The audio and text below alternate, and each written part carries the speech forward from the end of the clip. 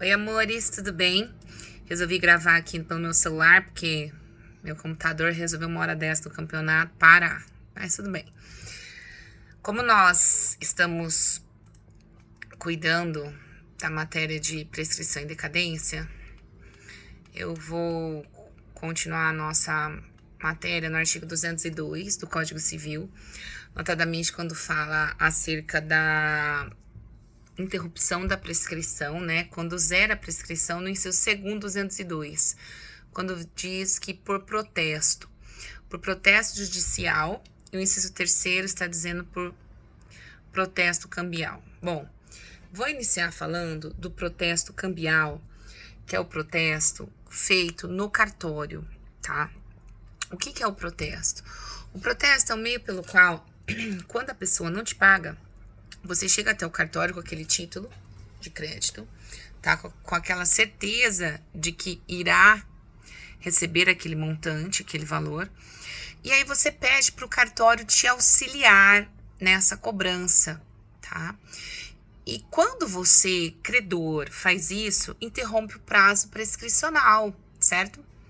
E você pode fazer tanto por intermédio do cartório, como por intermédio do juiz, tá?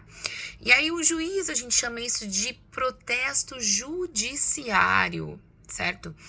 Que é a forma que o juiz constitui aquela notificação para o credor, tá? A gente chama isso de protesto judicial. Então, você faz uma ação, e isso chama o nome da ação, de protesto judicial, para notificar o devedor acerca de algo que está errado.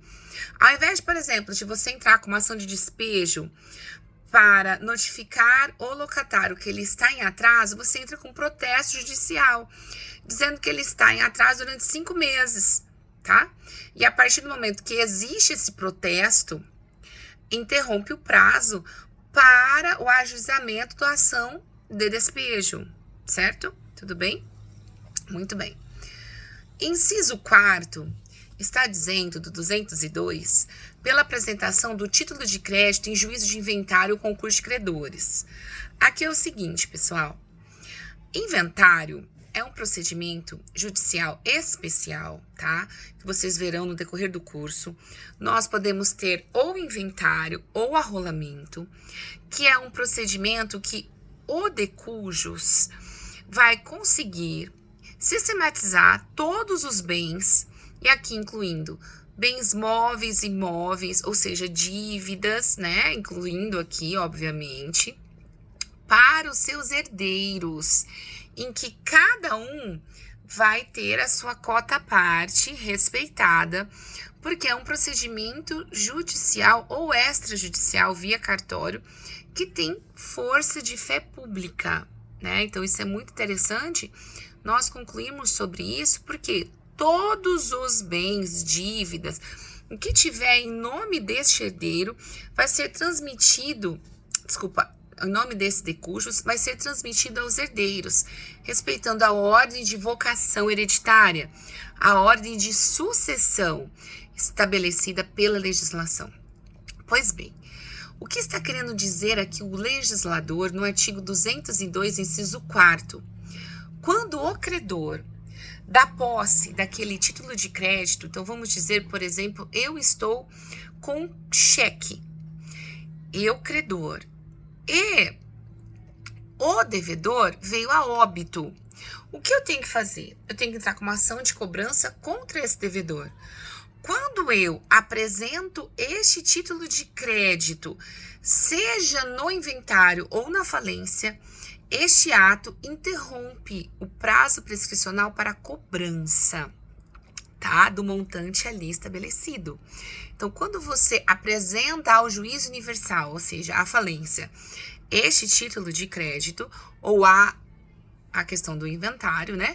Ou a falência ou ao inventário, interrompe o prazo prescricional, certo? Tudo bem? Muito bem.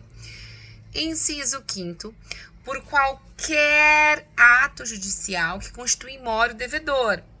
Então, eu disse a questão do protesto, do judicial, eu posso colocar a questão da notificação judicial, porque eu posso fazer também via notificação extrajudicial, toda e qualquer ação do juiz que constitui in mora, quer dizer que eu coloco isso numa decisão como juiz, que o devedor está devendo X para o credor, que eu formalizo esta relação, tá, de devedor e credor, isso interrompe o prazo prescricional.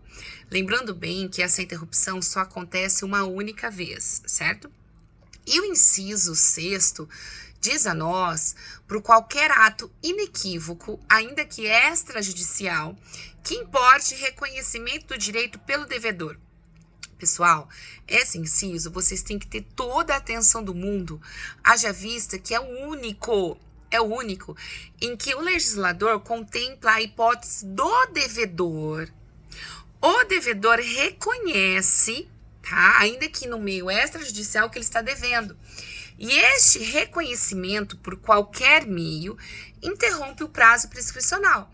Então, observe que aqui não é o credor que faz o ato para promover a interrupção da prescrição. Mas, acima de tudo, é uma hipótese que o legislador contemplou muito interessante, que o devedor consegue interromper o prazo. Por quê? Porque é uma situação seguinte, olha, eu sei que eu devo para você.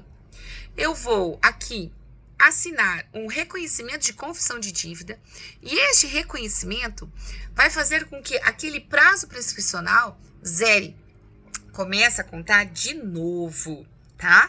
Então, é uma hipótese bastante interessante para nós, operadores do direito, contemplarmos no nosso dia a dia. Pois bem, o parágrafo único 202 nos diz o seguinte: a prescrição interrompida recomeça a correr da data do ato que a interrompeu ou do último ato do processo para a interromper. O que está querendo dizer aqui, pessoal? A partir do momento que existe qualquer um desses atos, tá? Quaisquer um desses atos que promovam a interrupção da prescrição, isso é na fase de conhecimento. Se isso acontecer na fase de execução, tá? Vai retomar a contagem do prazo prescricional, certo? Lembrando bem que nos termos do artigo 206A do Código Civil, aqui nós temos a hipótese de prescrição intercorrente. O que eu quero dizer? Que aquele prazo da fase de conhecimento eu retomo na fase de execução. Por que eu não posso zerar de novo? Porque o zerar, pessoal, só acontece uma única vez. Você não pode promover mais de uma vez esta questão da interrupção da prescrição. Então, dessa feita, se o prazo prescricional é de 3 anos e quaisquer uma dessas hipóteses do artigo 202 ocasionou a interrupção do prazo prescricional, o que você tem que entender?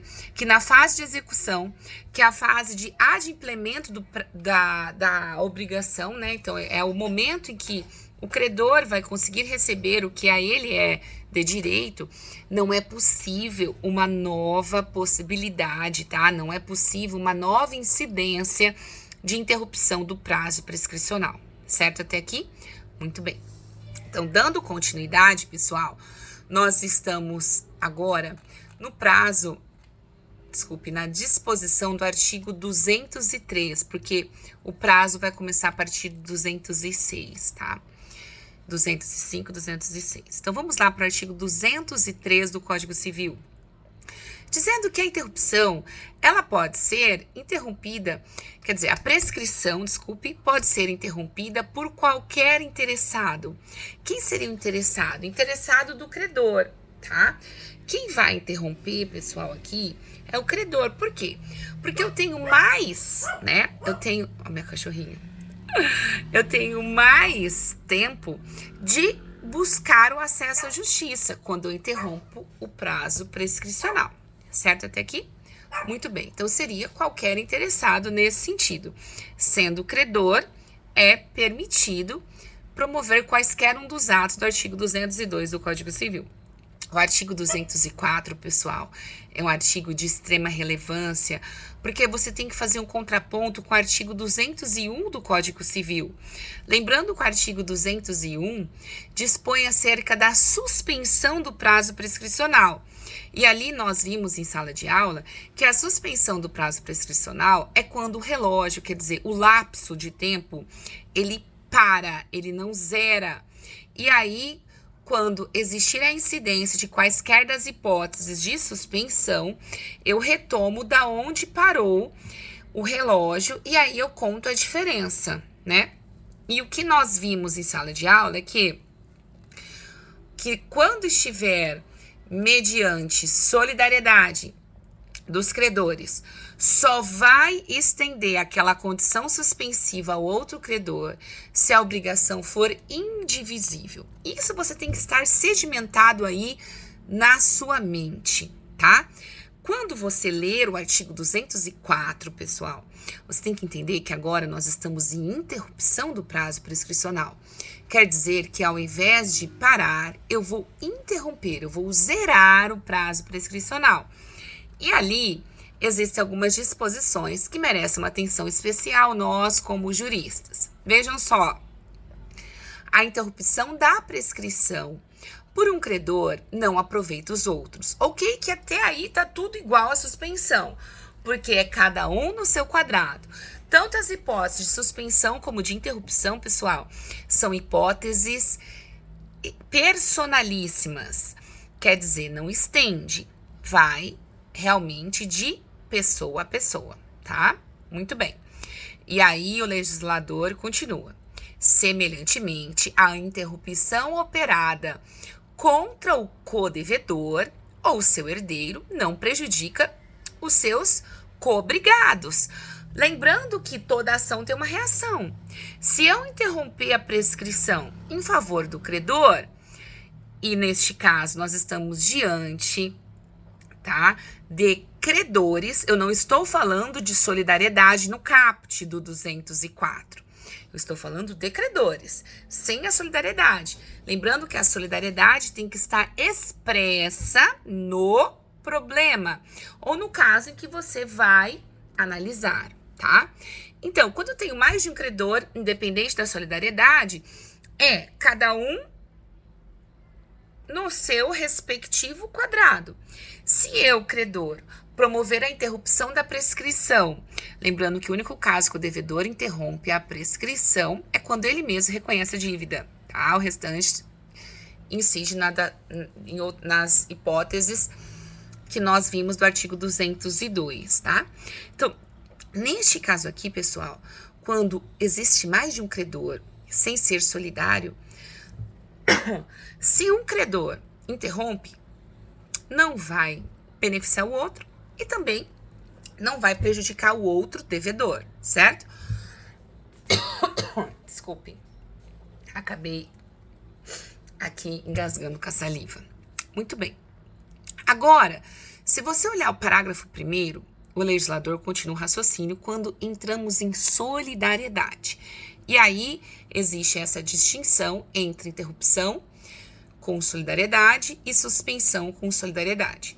Suspensão com solidariedade é somente no caso de obrigação indivisível que se estende. Vamos ver no caso de interrupção. Observem. A interrupção por um dos credores solidários aproveita os outros, assim como a interrupção efetuada contra o devedor solidário envolve os demais e seus herdeiros. O que eu quero dizer aqui, pessoal? Interessante que aqui em interrupção é solidário, estende, ponto final, tá? Não importa a obrigação. Você só vai olhar o bem, pessoal. O bem que está em litígio quando tocar em herdeiro em relação à solidariedade. Caso contrário, você não tem que se preocupar no que toca à interrupção se o bem é indivisível ou divisível, porque independente, o código já é expresso no parágrafo 1º, dizendo que a interrupção por um dos credores solidários aproveita os outros. tá? Estão todos no mesmo barco. Então, se há a interrupção da prescrição, estende aos demais. E prejudica, obviamente, os credores. Por quê? Toda interrupção, zero prazo prescricional, tá? O mesmo quando o legislador coloca em seu parágrafo 3º do artigo 204 a disposição de a interrupção promovida contra o principal devedor prejudica o fiador. Óbvio. Por quê? Porque o fiador é uma garantia de ordem pessoal. Quer dizer que ele segue a sorte do principal. E, neste caso, qual é o principal? O contrato de locação. Lembrando aqui que, como é uma garantia de ordem pessoal, e nós estamos falando de fiador, obviamente, se existir contra o locatário qualquer incidência daquelas hipóteses do artigo 202, vai estender ao fiador, sem sombra de dúvidas, tá? E por fim, pessoal, parágrafo 2º, que quando eu disse quando tem herdeiro, aí sim em que você tem que observar se é obrigação divisível ou indivisível. Vejam só. A interrupção operada contra um dos herdeiros do devedor solidário. Então, aqui eu não estou olhando o devedor, eu estou olhando o herdeiro do devedor, tá? Então, eu estou estendendo isso aos herdeiros. Assim como eu estou colocando na situação de, vejam, a interrupção operada contra um dos herdeiros do devedor solidário não prejudica os outros herdeiros ou devedores, senão quando se trate de obrigações e direitos indivisíveis. Então, vejam só, se for indivisível e se tiver em cheque herdeiros de devedor solidário, só vai estender aos outros se a obrigação for indivisível. Se não, pessoal, enquanto eu estiver falando de credor e devedor sem transmitir isso aos herdeiros, independente, porque ninguém morreu. Agora, houve a morte, aí sim, pessoal, ocorrendo a morte, estende ao outro, tá? Na questão da solidariedade, certo? Porque estamos diante de uma obrigação indivisível. Muito bem. Prazos prescricionais. O que você tem que saber? Se não estiver diante do 206, é 205, 10 anos. Então, por exemplo, contrato de mútuo, verbal, empréstimo de dinheiro verbalmente. Não está no 206. Qual é a incidência? 10 anos no 205, tá? As principais hipóteses do 206 eu vou colocar aqui para vocês. Vamos começar pela primeira hipótese, que é de 1 ano, prazo prescricional de 1 ano. Depois do 206, aí nós entramos em decadência e finalizamos a matéria, tá? Vamos lá. 1 ano, pessoal, pretensão dos hospedeiros ou fornecedores de víveres destinados a consumo no próprio estabelecimento para o pagamento de hospedagem dos alimentos. Então, quer dizer, você fica hospedado em um hotel e não paga. É óbvio que isso, vamos combinar? Quando você se hospeda num hotel, a primeira coisa que eles pedem é seu cartão de crédito. Ninguém deixa você entrar no quarto sem pagar antes, né, gente? Mas tudo bem, o legislador aí, o Código Civil de 2002, e vamos colocar essa hipótese sendo uma possibilidade, ainda que ocorra de forma remota, né? Em que eu tenho essa incidência de 1 ano. Vejamos que aqui quem vai cobrar, é óbvio, é o dono do hotel, tá? 1 ano ele tem para isso, certo? Muito bem. Inciso 2º, a pretensão do segurado contra o segurador, ou a deste contra aquele contando o prazo. Aqui é seguro, né, gente? Certo? Então, qual é o tipo de seguro que eu estou enfocando aqui, tá? O tipo de seguro, deixa eu só ver aqui no material de vocês, pessoal, porque aqui eu vou seguir para não dar problema quando você for estudar, tá? Então, eu vou seguir exatamente do jeito que eu coloquei no material, porque toda vez que eu que eu vejo, a gente coloca um exemplo diferente, né? Então, o importante é você saber o exemplo que tá aí no material para ficar ainda cada vez ficar mais claro ainda o que tá escrito aí, tá? Então, vamos lá. Para o segurado, quer dizer, no caso de seguro de responsabilidade civil, da data em que é citado para responder à ação de indenização proposta pelo terceiro prejudicado, ou da data que a este indeniza com a anuência do segurador. Vamos entender essa primeira hipótese, certo? Que está aí presente no artigo 206, inciso 2º, a linha A, tá? Eu li exatamente o que está aí. Inciso 2º, a linha A. Vamos entender por um exemplo. Veja só. João tem o seguro do seu veículo. Lembrando que seguro é importantíssimo, né, pessoal? Quando a gente tem esse contrato de seguro, você conhece seguro de vida, você tem para não usar, não é isso? Quando você usa, é porque o pior aconteceu, certo? Então, veja só. João tem um seguro de seu veículo. João colide contra o veículo de Maria. Então, quem é o responsável? João. Maria ajuiza uma ação para cobrar os prejuízos de João, porque ele que foi o causador, né? João é citado da ação. Da data da citação, começa a correr o prazo de 1 ano para João exercer a sua pretensão contra a seguradora. No próximo termo, pessoal, vocês vão aprender em TGP que ele não precisa, tá? Desse 1 ano para entrar com a ação regressiva contra a seguradora, se ele pagar essas despesas. Ele pode denunciar da lide a seguradora. Mas ok, vamos cada hora no seu, né, por vez, assim, estamos aí no 2º termo, mas é importante vocês saberem que é uma possibilidade, você não precisa necessariamente mover uma ação depois contra a seguradora. Mas se você quiser uma opção sua, você tem 1 ano para isso, tá? Porque você paga seguro para isso, né? Então, se eu paguei as despesas e o meu seguro cobre despesas de terceiro, eu tenho 1 ano para reivindicar essas despesas contra a seguradora, certo, pessoal? Está onde? 206, parágrafo 1º, inciso 2º, a linha A. Olha que beleza. Nós temos que fundamentar certinho, certo, pessoal?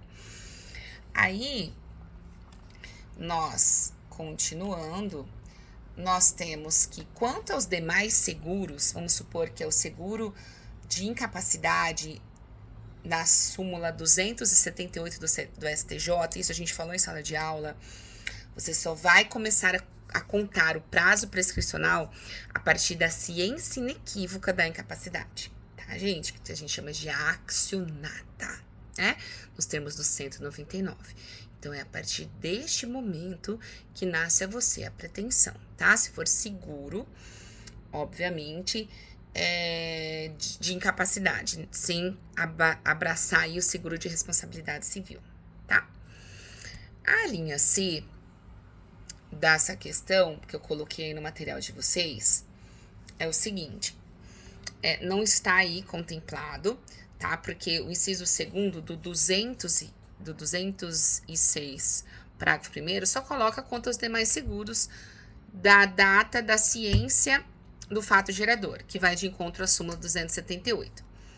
Mas eu coloco para vocês o inciso 3º e ali no material tá a linha C, tá? Que é uma terceira possibilidade, que seria o seguinte: a pretensão dos tabeliães, auxiliares de justiça, serventuários judiciais, árbitros e peritos, pela percepção de emolumentos, custos e honorários. Lembrando aqui que nós estamos dentro do prazo prescricional de 1 ano. Então, cartório, pessoal, sem ser o cartório judicial, que o prazo é de 5 anos, esse cartório aqui, quer dizer, tabeliães, cartório de nota, tem 1 ano para cobrar em relação a quaisquer emolumentos, custos e honorários.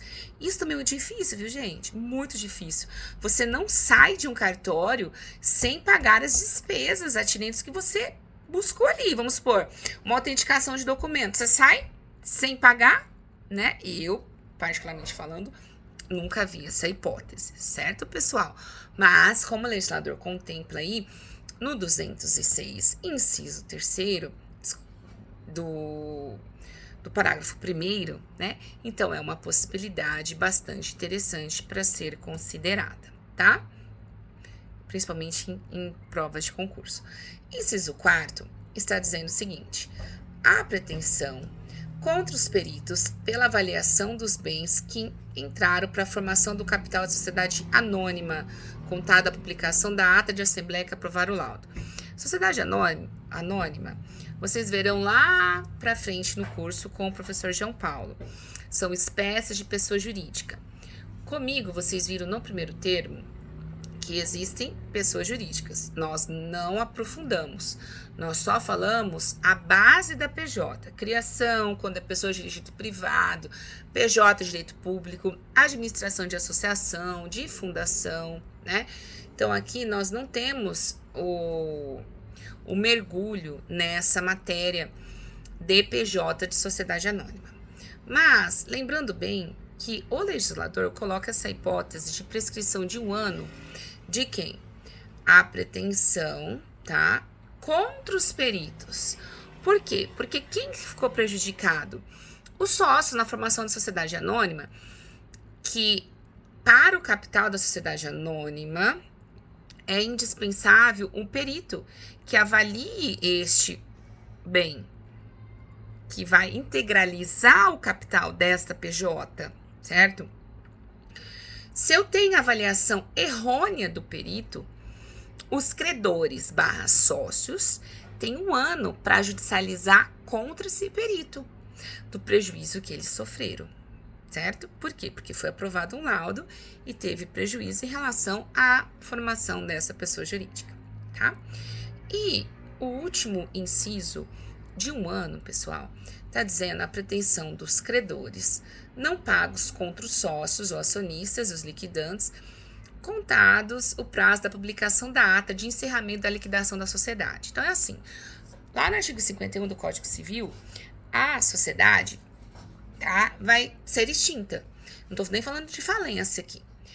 Para a extinção, é indispensável o ato prévio de liquidação, quer dizer, pagar os credores. Se não houver o pagamento, o credor tem, veja, a pretensão dos credores não pagos, aquele que não foi pago na liquidação, tá? Contado o prazo da publicação da ata de encerramento dessa liquidação. Então, observem, liquidou e extinguiu, só que eu não tive o pagamento realizado e era para ter sido adimplida a minha obrigação como credora. Nasce a mim o prazo de 1 ano para judicializar contra essa PJ. Certo até aqui? Muito bem, pessoal. Agora eu vou gravar um outro vídeo a partir de 2 anos em diante, tá?